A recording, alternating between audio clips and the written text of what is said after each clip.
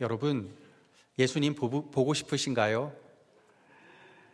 한평생 딱 한 번만이라도 예수님 제대로 볼 수만 있다면 얼마나 좋을까? 이보다 더 큰 소망이 있을까? 이런 생각을 해보았습니다. 부디 올 한 해 예수동행, 말씀동행 하심으로 그 가운데 예수님 진짜 제대로 만나는 은혜 있기를 예수님의 이름으로 간절히 축복합니다. 오늘 읽은 본문은 예수님이 빌립과 나다나엘을 찾아가 만나주시고 또 그들을 보아주시고 그들을 예수님의 제자 삼아주시는 장면입니다. 먼저 44절에 보면 빌립이 누구인지 어디 출신인지가 나와요. 베드로와 안드레하고 같은 동네, 한 동네 사람이었죠. 벳세다라는 동네였어요. 이 벳세다라는 말은 뜻이 어부들의 집, 물고기 잡는 집이라는 뜻입니다. 이 동네 사람들이 뭐 먹고 살았는지 느낌이 오시죠? 어부들의 집에 살던 어부였던 안드레와 베드로, 이들에게 예수님이 오늘 읽은 말씀 앞절인 39절에 말씀하세요. 와서 보라. 와서 내 인생 내가 어떻게 살아가는지 한번 봐라. 그러십니다. 이 말씀에 그들은 예수님을 따르고 제자가 됩니다. 또 예수님은 그들과 같은 동네에 살고 있던 빌립을 또 찾아가셔서 말씀하시죠. 그게 오늘 본문 43절입니다. 나를 따르라 하십니다. 빌립도 무슨 생각인지 그 말을 듣자마자 아멘하고 예수님을 따르는 제자가 되죠. 이렇게 어부들의 집에서 예수님의 첫 제자들이 나왔다는 건요, 사회적인 이유가 있기도 합니다. 예수님이 이 땅에 계실 이 시대 때 갈릴리를 통치했던 사람이 누구였냐면 헤롯 안티파스였습니다. 이 사람은 유대 전 지역을 통치했었던 헤롯 대왕, 이 헤롯 대왕의 아들이었죠. 헤롯 대왕은 여러분 아시듯이 예수님 태어나자마자 베들레헴 아기들을 다 죽였던 그 왕이죠. 안티파스는요, 야망이 많던 사람입니다. 자기 아버지처럼 대왕 소리를 듣고 싶었어요. 자기 아버지처럼 갈릴리 조그만 지역만 아니라 유다 전 지역을 통치하고 싶었습니다. 근데 그러려면 어떻게 해야 될까요? 이 당시에는 식민 지역들이다 보니까 각 지역의 왕들은 로마 제국의 황제가 임명을 했어요. 그럼 누구한테 잘 보여야 되죠? 로마 황제한테 잘 보여야 되죠. 이 당시 로마 황제가 티베리우스였는데요, 이 안티파스는 티베리우스에게 손발이 다 닳도록 아부의 아부를 떨었어요. 그 아부한 것 중에 뭐가 있냐면요, 이 갈릴리 왕국에 수도를 새로 만들었습니다. 갈릴리 호수의 호수를 끼고 있는 서쪽 작은 마을을 큰 수도로 건설했는데요, 그렇게 수도를 건설하고 나서 그 수도의 이름을 티베리우스 황제의 이름을 따서 티베리아스라고 부른 거예요. 우리 성경에는 이 티베리아스를 디베랴라고 번역을 하고 있습니다. 이 디베랴는요, 부활하신 예수님께서 어부로 돌아간 베드로를 찾아가 만나주신 그곳이기도 하죠. 그것도 일반 도시도 아니고요, 수도를 새롭게 건설하려고 하면 뭐가 필요할까요? 돈이 필요하죠. 엄청나게 돈이 많이 필요합니다. 그럼 그 돈 어디서 조달을 할까요? 당연히 세금하고 무역입니다. 각종 명목을 만들어서 세금을 엄청나게 부과했어요. 그리고 무역할 만한 물품은 정부가 다 싼 값에, 정말 말도 안 되는 싼 값에 다 사들여서 다른 나라에 제값 주고 팝니다. 시세 차익을 얻은 거죠. 큰 호수를 끼고 있는 갈릴리 왕국이다 보니까요, 세금 거둘 명목과 또 무역할 물품으로 제일 많은 게 이 갈릴리 호수에서 나는 물고기였습니다. 그래서 배가 출항하기만 하면 원래는 세금을 갈릴리 호수에서 잡은 물고기 개수로 세금을 부과했는데 이제는 배가 출항하기만 하면 무조건 세금을 때리는 거예요. 많이. 그러니까 배 타고 나가서 어부들이 물고기가 잡힐 수도 있고 안 잡힐 수도 있는데 전혀 상관이 없는 거예요. 물고기가 안 잡혀도, 몇 마리 안 잡혀도 상관없이 무조건 심한 세금을 내야 되는 겁니다. 그렇게 잡아온 물고기는 또 어떻게 합니까? 무조건 정부에게 넘겨야 돼요. 싼 값에. 말도 안 되는 싼 값에. 그러고 나니까 갈릴리 어부들이 입은 피해가 이만저만이 아니었습니다. 너무 화가 난 어부들 중에서는요, 이러고나 못 살겠어 하면서 배에다가 구멍을 뚫고 배를 갈릴리 호수에 빠뜨리는 경우들도 있었습니다. 요즘도 농부들이 너무 안타깝게도 이 농사가 잘 안 되는 해가 되면 이거 뭐 팔아도 아무 소용이 없으니까 그럴 바에는 더 이상 인력 손실을 두지 말고 그냥 갈아엎자 하는 경우들이 있잖아요. 갈릴리 어부들이 그러기도 했다는 거예요. 예수님이 처음 베드로를 찾아오셨을 때 여러분 기억하시죠? 베드로가 밤새 그물을 내렸는데 한 마리도 못 잡았어요. 무슨 생각이 들까요? 이미 출항하는데 세금은 엄청나게 내고 왔는데, 아니 물고기를 많이 잡아도 이게 본전치기일 텐데 하나도 못 잡았으니 오늘 손해가 너무 크구나, 너무 힘들고 너무 속상하고 너무 화나는구나, 이 더러운 세상 다 뒤집어 엎어버릴까? 화나는데 나도 배에다 구멍을 뚫어버릴까? 이런 생각하지 않았겠습니까? 그런 생각하면서 그물을 씻고 있는데 예수님을 만난 거예요. 예수님이 한 번만 더 그물 내려봐라. 그러니까 아휴, 속상하긴 하지만 속는 셈 치고 한 번 더 못 해보겠나 한 거겠죠. 그랬는데 어떻습니까?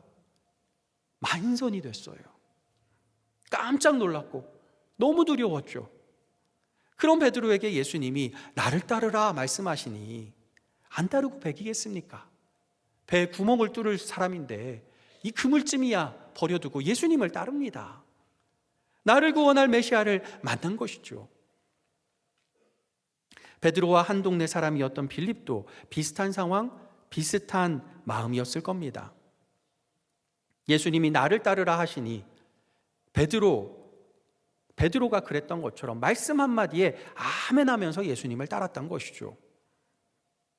빌립은 너무 좋아서 혼자만 알 수가 없었어요. 너무 좋으면 혼자 못 알죠. 그래서 친구를 찾아갑니다.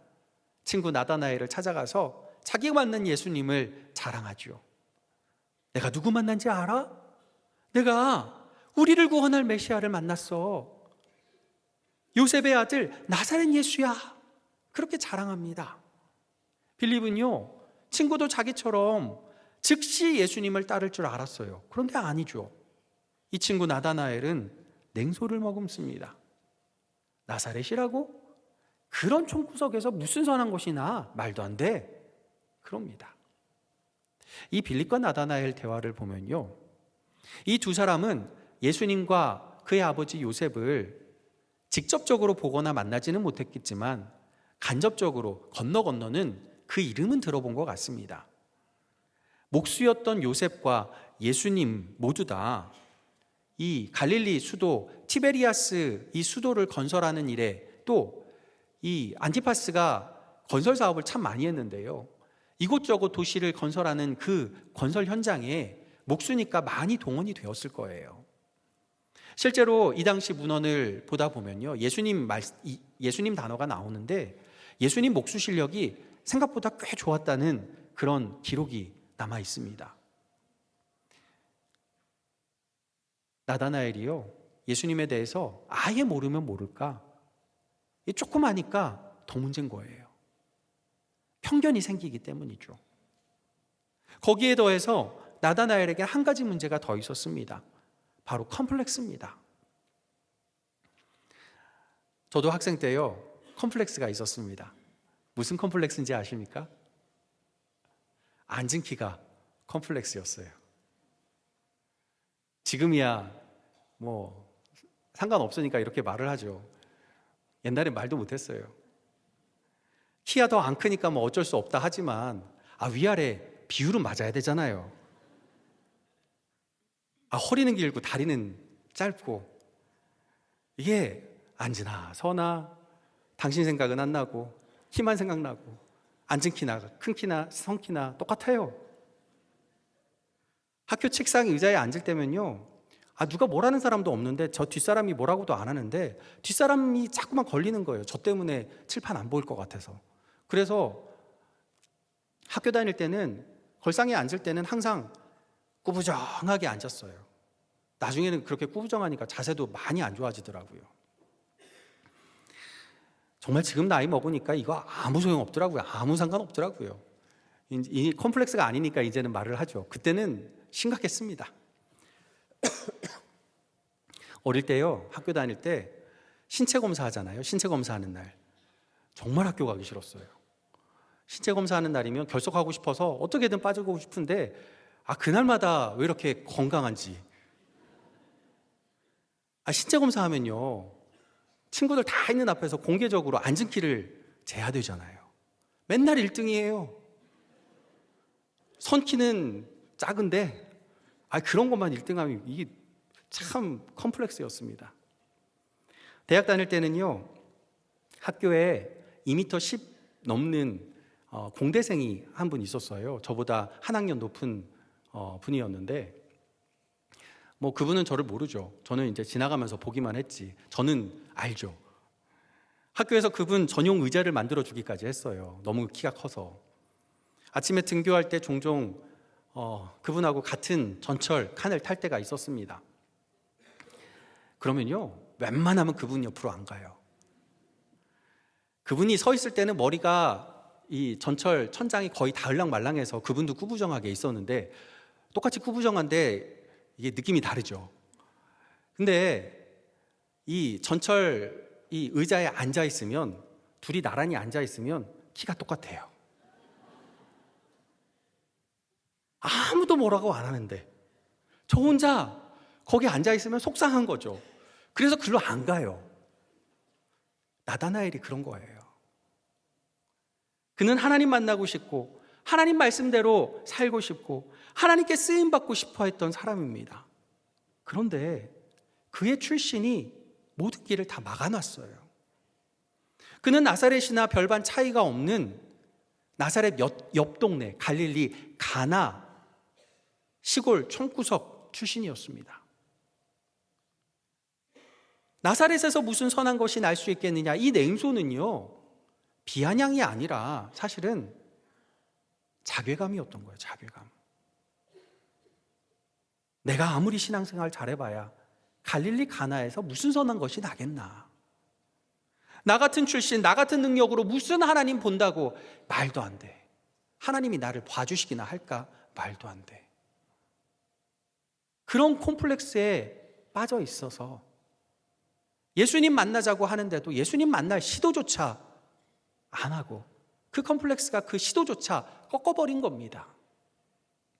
그래도 빌립은 강건해요. 꺾여도 전도하는 이런 전도자가 정말 중요한 겁니다. 빌립이 뭐라고 합니까? 와서 보라. 설득이 안 되니까 그냥 무작정 와서 보라 하죠. 미리부터 포기하지 말고 단 한 번만이라도 좋으니 예수님께 와서 단 한 번만이라도 예수님 봐봐라. 그럼 네 인생 바뀔 거야 합니다. 친구의 강건에 나다나엘은 용기 내 봅니다. 한 번쯤이면 예수님 만나볼 수 있진 않겠나. 그렇게 예수님 보러 온 나다나엘인데 성경은 뭐라고 말씀합니까? 47절 우리 같이 읽어볼까요? 예수께서 나다나엘이 자기에게 오는 것을 보시고 그를 가리켜 이르시되 보라, 이는 참으로 이스라엘 사람이라 그 속에 간사한 것이 없도다. 아멘. 예수님을 보러 온 건 나다나엘이죠. 그런데 예수님이 먼저 그를 보았다 말씀하세요. 그가 먼저 인사말을 꺼내기도 전에 예수님이 나다나엘에 관해서 이야기하십니다. 이건 그냥 상투적인 인사말이 아니에요. 뭔가 날이 선 뒷담화도 아닙니다. 누구도 몰라주고 자신도 무시하던 자신의 마음, 하나님을 만나고 싶은 그의 간절한 마음을 예수님이 먼저 보시고 아시고 읽어주신 거예요. 놀란 나다나엘은 예수님께 묻습니다. 아니, 당신이 어떻게 나를 아십니까? 예수님 뭐라고 대답하시죠? 48절 하반절입니다. 같이 읽겠습니다. 예수께서 대답하여 이르시되 빌립이 너를 부르기 전에 네가 무화과 나무 아래에 있을 때 보았노라. 아멘. 무화과 나무 아래에 있다. 이 무슨 말일까요? 유대인들이 속담처럼 당시에 사용하던 말입니다. 이 이스라엘 지역은요, 아시다시피 고온, 건조한 사막 기후예요. 그래서 한낮이 되면 햇볕이 너무 뜨거워서 밖에 있을 수가 없어요. 집 안으로 들어와야 하죠. 이 팔레스타인 지역, 이스라엘 지역의 이 당시 집은요, 흙집으로 만든 집인데 창문이 없어요. 창문이 없으니까 이 흙집 안에 들어가면 깜깜해요. 햇빛이 안 드니까 건조하니까 집 안에만 들어가도 한낮에 좀 시원하긴 합니다. 그러니까 한낮에는 일을 못하고 집에 들어가서 낮잠을 자요. 지금도 그렇잖아요. 지금도 중동 사람들 한낮에는 일 안 하고 낮잠 자는 시간이 있지 않습니까? 이때도 그랬어요. 그런데 경건한 유대인들은요, 이 낮잠 시간에 성경을 읽고 싶어 했어요. 깜깜한 집에서는 성경을 못 읽잖아요. 그래서 밖에 나가는데 너무 뜨거우니까 뭘 찾죠? 그늘을 찾는 거죠. 흔하디 흔한 무화과 나무를 찾아서 그 그늘 아래 앉아서 성경을 읽는 겁니다. 그래서 무화과 나무에 있다는 말은 성경 말씀을 읽고 묵상하고 기도한다 하는 말이 되었어요. 예수님이 말씀하신 게 이겁니다. 사람들이 낮잠을 청하는 한낮에 나다나엘 너는 하나님 만나고 싶어서 낮잠을 물리치고 무화과 나무 그늘에 앉아서 말씀을 읽고 묵상하고 기도하더라. 내가 너 보았어. 하나님을 향한 너의 마음, 너의 진심 내가 다 보았어. 그래서 내가 너를 만나러 여기 왔다. 그러시는 거예요. 나다나엘은 하나님을 보고 싶어서 낮잠도 물리치고 말씀을 받는데 예수님은 그렇게 말씀을 보고 있는 나다나엘을 보고 계셨다 합니다. 말씀이신 예수님, 나다나엘이 보고 있는 말씀을 통해서 나다나엘을 보고 계신 거였어요. 혹시 여러분이 내 곁에 예수님 느껴지지 않는 분 있으십니까? 혹시 다른 사람은 다 예수님이 봐주시는 것 같은데 나는 유독 예수님이 안 봐주시는 것처럼 느껴지십니까? 예수님이 보이지 않는다면 오늘 본문 말씀을 천천히 읽어보시기 바랍니다. 예수님은 우리가 예수님 보고 싶어서 말씀을 읽을 때 우리의 모습 다 보아주신다는 거예요. 우리가 읽는 그 말씀을 통해서 우리의 삶 구석구석을 보아주신다는 말씀을 하시는 겁니다.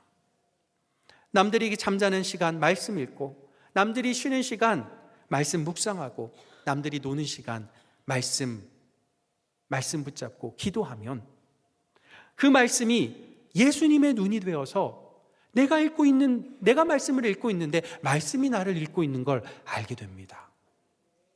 말씀이 내 삶 구석구석, 내 마음 구석구석을 읽고 변화시키는 줄 믿습니다. 무슨 변화입니까? 보지 못했던 내가 예수님의 눈으로 보게 하는 변화를 일으켜 주셔요.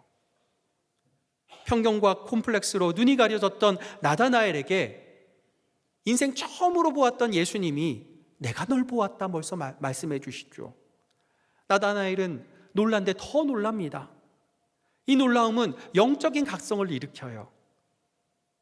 감겨있던 영의 눈이 떠집니다. 예수님을 제대로 보게 돼요. 내 육의 눈으로 예수님 봤을 때는 예수님은 그저 나사렛 목수 천한 출신이었는데 말씀의 눈으로 예수님을 보고 나니 예수님이 하나님의 아들이시오 이스라엘의 임금이시로다 깨닫고 고백하게 합니다. 또 내 육의 눈으로 나를 볼 때는 나는 소망 없는 출신, 소망 없는 사람에 불과했는데 말씀의 눈으로 나를 보게 되니 나는 예수님이 사랑하시고 예수님이 보아주시는 예수님의 제자인 것을 깨닫게 됩니다.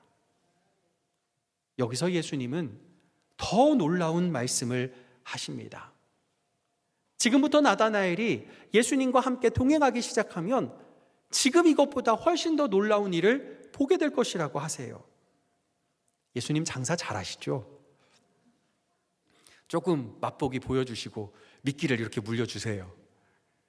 근데 이건 속여 파는 장사가 아니고요, 영혼 구원의 진리였어요. 앞으로 보게 될 진리에 비하면 지금 네가 보고 있는 거, 놀라는 축에도 들지 못할 거라는 겁니다. 나다나엘이 말씀을 묵상하며 깨달은 메시아 이해보다 예수님 알고 보고 경험하면 훨씬 더 예수님이 크심을 알게 될 것이라는 거예요. 말씀으로 예수님과 동행하는 게 이런 겁니다. 지루하지도 않고 재미없지도 않아요. 예수님에 대한 내 편견이 깨지고 내 컴플렉스가 깨지고 내가 깨달았던, 말씀을 깨달았던 그 깨달음조차도 다 깨지고 나갑니다. 제대로 예수님과 동행하면 놀라고 또 놀라고 또 놀라요. 그래서 예수님을 보면 볼수록 신나고 예수님과 동행하면 할수록 기대가 되는 줄 믿습니다. 나다나엘이 보게 될 예수님 어떤 분이라고 나오나요? 51절 말씀 우리 같이 읽어볼까요? 또 이르시되 진실로 진실로 너희에게 이르노니 하늘이 열리고 하나님의 사자들이 인자 위에 오르락내리락 하는 것을 보리라 하시니라. 아멘. 이 말씀은요, 창세기 말씀이죠. 창세기에서 야곱이 형 에서의 칼을 피해서 도망 나와요. 도망 나와서 노숙을 하는데 그 길가에서 자는 그 순간 꿈을 꾸죠. 그 꿈 이야기가 51절의 말씀입니다. 땅에서 하늘까지 연결되는 하늘 사다리가 보이는데 그 사다리 위로 천사들이 오르락내리락하고 그 사다리 끝에 하늘에 하나님 보좌가 있는 것을 꿈꿉니다. 나다나엘이 무화과 나무 아래서 읽고 보았던 말씀이 아마 이 창세기의 말씀이었을 거예요. 그런데 자기 혼자 읽고 보았던 그 말씀을 예수님이 말씀하시는 거죠. 너무 놀라운 거죠. 예수님은 나다나엘이 보았던 말씀을 글자가 아니라 앞으로 현실에서 보게 될 것이라 말씀합니다. 야곱이 꿈꾸었던 하늘 사다리가 예수님인 것을 보게 될 것이라고 해요. 앞으로 네가 십자가를 보게 될 텐데 그 십자가가 하늘과 땅을 연결하여 하나님께로 이끌어가는 예수님, 그 구원의 진리, 그 길과 진리, 생명임을 보게 될 것이라 말씀합니다. 이렇게 말씀을 통해 예수님이 나다나엘을 보셨어요. 말씀을 통해 나다나엘이 예수님을 보게 됩니다. 이 원리는 오늘 우리에게도 동일하게 적용됩니다. 오늘도 예수님은 말씀을 읽고 묵상하는 우리를 보십니다. 우리가 읽는 말씀은 우리 마음과 생각을, 감정을 읽으시는 예수님의 눈이 됩니다. 내가 말씀을 읽지만 어느 순간 말씀이 나를 읽는 역사가 나타나는 거예요. 그러면 아무도 몰라주던 우리의 마음을 주의 말씀이 읽어주시고 우리의 왜곡된 생각과 상한 감정이 말씀으로 치유가 되고 말씀이 우리 삶에 어떻게 현실이 되는지를 똑똑히 눈으로 보게 하는 역사가 있을 줄 믿습니다. 그래서 우리의 인생을 주님의 제자, 예수님의 제자로 변화시키는 놀라운 역사 경험하게 될 줄 믿습니다. 훗날 나다나엘은요, 그렇게 냉소적이었던 사람, 그렇게 냉소를 보냈던 나사렛 예수가 나의 구주, 나의 하나님 담대히 전하다가 붙잡혀서 살가죽이 벗겨지고 십자가에 거꾸로 매달려 순교를 당합니다. 그 순교당하는 그 끔찍하고 무서운 그 자리에까지 예수님을 전하며 담대히 예수님의 제자로 살아갑니다. 심지어 죽음 이후에 시신까지도 바다에 빠뜨려져 모래주머니 묶여서 바다에 빠뜨려지는 모욕을 당해도 그 모든 모욕 가운데서도 나다나엘은 꿈쩍도 하지 않고 주의 복음 전하는 주의 사도가 되었습니다. 그 무시무시한 세상 앞에서 담대히 예수 전도하며 세상을 이기는 사람이 된 것이죠. 편견으로 냉소하던 사람, 컴플렉스로 주저앉던 사람, 말씀 속에서 예수님 만나주시고 말씀 속에서 예수님을 보게 하시니 용감한 예수님의 제자로 변하게 된 줄 믿습니다. 지난 한 주 동안 신약 통독, 신약 성경 말씀 통독을 같이 하였죠. 그러면서 올 한 해 말씀 동행을 시작했습니다. 부디 우리 모두 올 한 해 열심히 예수 동행, 말씀 동행 하시기를 바랍니다. 말씀 속에서 예수님이 우리를 보게 하시고 말씀 속에서 우리가 예수님을 보는 역사 있기를 소망합니다. 말씀이 우리를 날마다 신나게 하고 날마다 놀라게 하여서 아무리 세상이 우리를 무섭게 하고 우리를 KO 시키려고 한다 할지라도 세상에게 KO 당하는 사람이 아니라 세상을 당당히 이기고 KO 시키는 능력의 사람, 용감한 예수님의 제자로 변화된 저와 여러분 될 수 있기를 예수님의 이름으로 간절히 축복합니다. 기도하겠습니다. 아버지 하나님, 말씀으로 우리의 마음을 읽어주시고 말씀으로 우리의 인생을 읽어주심에 감사드립니다.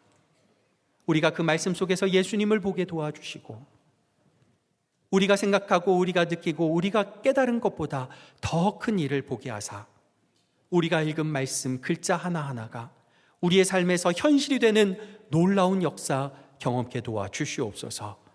예수 그리스도의 이름으로 기도하옵나이다. 아멘.